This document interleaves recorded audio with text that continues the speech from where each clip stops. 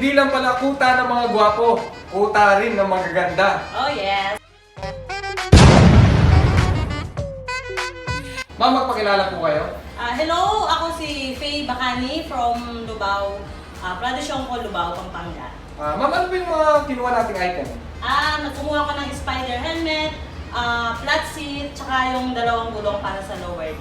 And then, ang dami nilang freebies. So, ito yung sealant nila. Tapos, meron pa silang tire inflator. Tapos, meron pa sila ng shampoo. Pa-shampoo siya. Revsila. Thank you, Revsila.